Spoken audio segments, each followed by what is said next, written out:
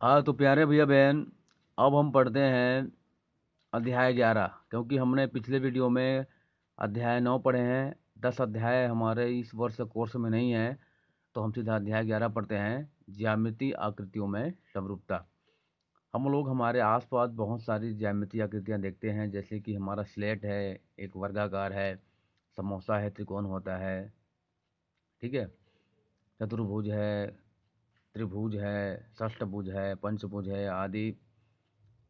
ये सब क्या है? ज्यामितीय आकृतियां हैं। इसके बारे में हम लोग भली भांति परिचित हैं, जानते हैं, ठीक है। तो कुछ आकृतियां ध्यान से देखने पर हम पाते हैं कि इनमें कुछ आकृतियां आकार, साइज एवं आकृति, शेप दोनों में समान है, यानी सर्वांगसम है। ऐसे भी मतलब सर्वांगसम आकृतियां भी हमको मिलती है, ठीक है। स्केलिंग स्केलिंग का अर्थ होता है साइज, आकार में बदलाव करना। यह खाली स्थान में आया था। स्केलिंग का अर्थ होता है आकार, साइज में बदलाव करना। जैसे कि मैंने नक्शे में लिख दिया 1 मीटर बराबर 1000 किलोमीटर। तो जहाँ जहाँ 1 मीटर लिखा रहेगा वह 1000 किलोमीटर के बराबर रहेगा। मतलब हमने 1 मीटर को 1000 किलोमीटर माने हैं, स्केलिंग किए हैं। यही होता है स्केलिंग, ठीक है। आगे सवाल बनाएंगे तो समझ में आएगा। स्केल गुणक दो समरूप आकृतियों के माप में विशेष अनुपात होता है, जिसे स्केल गुणक कहते हैं। स्केल गुणक का उपयोग करके किसी आकृति को आवश्यकतानुसार निश्चित अनुपात में छोटा या बड़ा किया जा सकता है, ठीक है। मैं बताया ना, जैसे कि 1 मीटर बराबर 1000 किलोमीटर। तो 1000 को हम अगर भाग करेंगे 1000 से, तो वो एक मतलब आ जाएगा। इस प्रकार से मतलब तात्पर्य यह है कि किसी भी आकृति को हम एक स्केल गुणक लेंगे, उसके गुना भाग करके हम आकृति को छोटा बड़ा कर सकते हैं। जैसे कि एक 1 मीटर को मैंने गुना कर दिए 10 से, तो 10 गुना बढ़ जाएगा। अगर उसको मैंने 100 भाग कर दिया तो वो घट जाएगा उसका आकार। इस प्रकार से उसके आकार में हम घटाव, बढ़ाना, घटाना कर सकते हैं, गुना कर सकते हैं, ठीक है। भाग करने, गुना करने से हम उसके आकार में परिवर्तन कर सकते हैं। इसे ही स्केल गुणक कहते हैं। आगे सवाल बनाएंगे तो समझ में आ जाएगा, पुस्तक पढ़ लीजिए। अब आता है नक्शा। नक्शा के बारे में तो आप जानते हो, पढ़े हो, ठीक है। नक्शा में मतलब बड़ी से बड़ी आकृति को हम छोटे रूप में दिखाते हैं।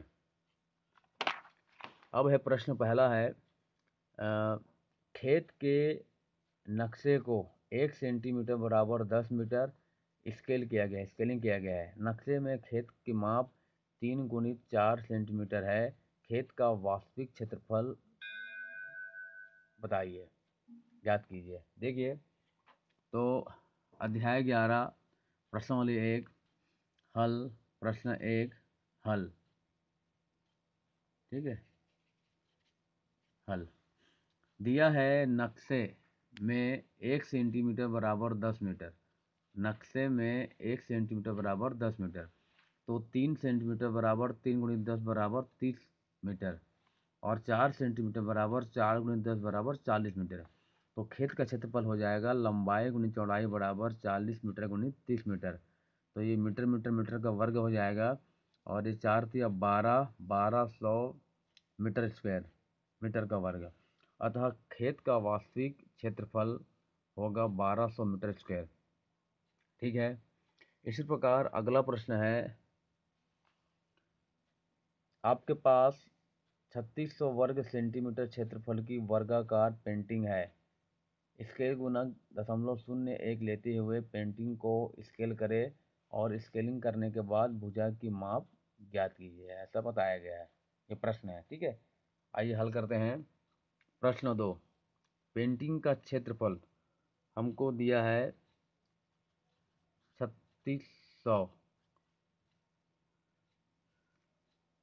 सेंटीमीटर स्क्वायर, ठीक है। 3600 सेंटीमीटर स्क्वायर। हम जानते हैं कि वर्ग का क्षेत्रफल सूत्र होता है ए वर्ग बराबर 3600। तो ए बराबर हो जाएगा √3600। तो ए का मान प्राप्त हो जाएगा 60, ठीक है। क्योंकि ये 60 का वर्ग होगा, वर्ग वर्गमूल कट जाएगा, और इस प्रकार ए बराबर प्राप्त होगा 60।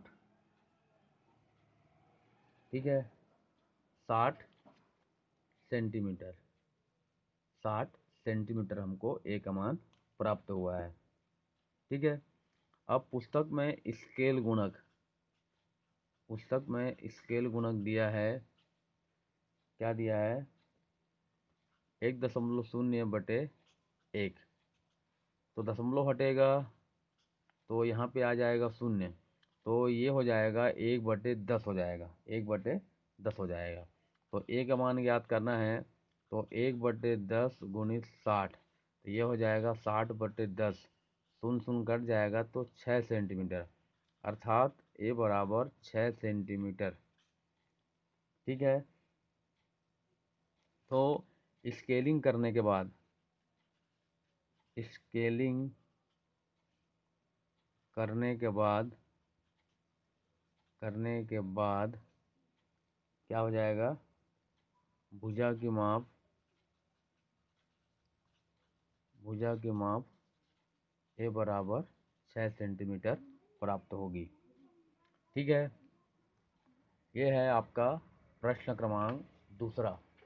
इसी प्रकार आप प्रश्न 3 बनाइए और दिखाइए। ठीक है, ये सवाल ऐसा बनेगा।